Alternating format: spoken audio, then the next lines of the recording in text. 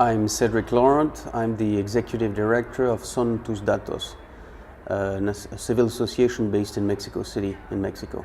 We work on privacy and data protection issues mostly, public advocacy, strategic litigation, research, investigation, publications, and so forth. We reveal that there is a black market of espionage, enabling all kind of individuals to get access for a couple of $1,000s to the content of communications of other people in real time. SonTusDatos is also publishing on March 8th a report revealing a case of a data breach of an IT company and one of Mexico's biggest bank.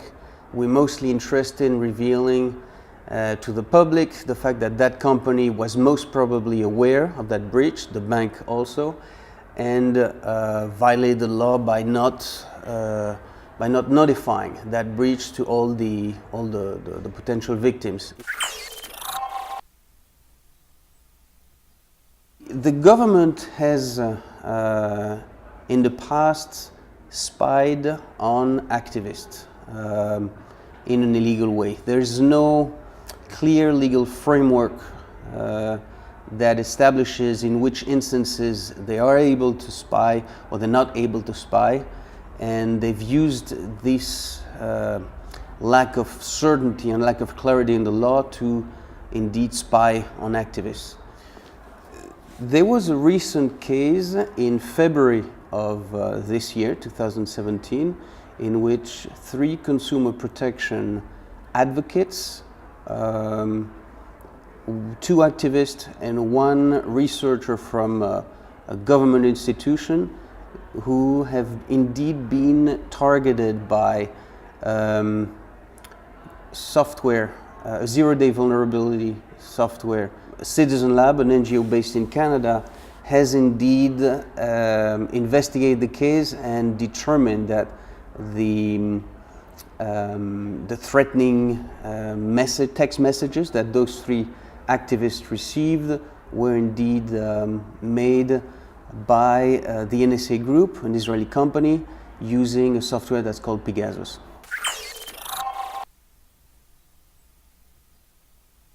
This is why we use all kind of preventive measures to encrypt our email, to store them safely, and to impose it on all of the people who work with us at our organization and from other organizations too. I've used since the start of founding the NGO, SonTusDatos, at the end of 2012,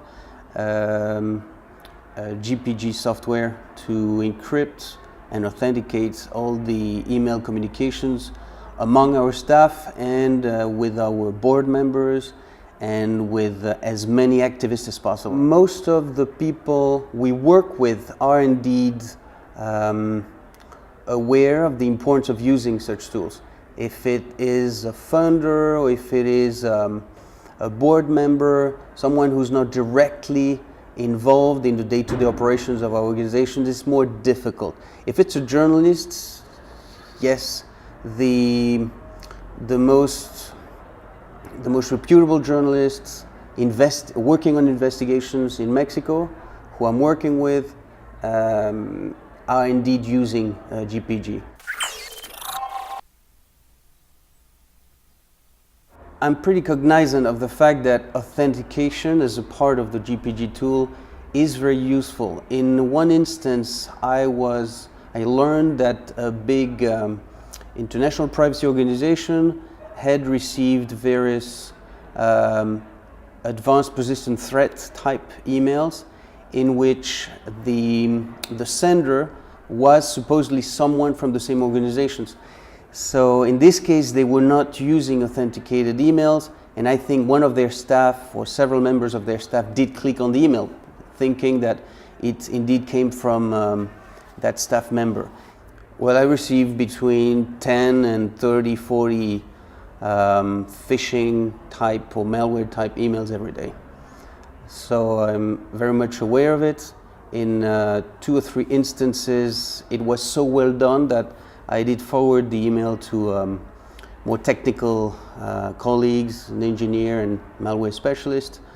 So it is definitely something that's on the back of my mind all the time, even when receiving small text messages. If we weren't aware of the possibility of getting a software like the NSO Group software, targeting and taking complete control of your mobile phone only through clicking one email, I think we might have fallen for it. Some of the work I do would be made very difficult if I weren't able to use encryption tools like GnuPG. When sending information to journalists about a case, I would worry whether the mailbox of the journalists could be compromised, what it would happen if it were. So I would have to meet them face to face, personally. I would have to only have personal conversations with colleagues, members of my staff, which would make things much more complicated.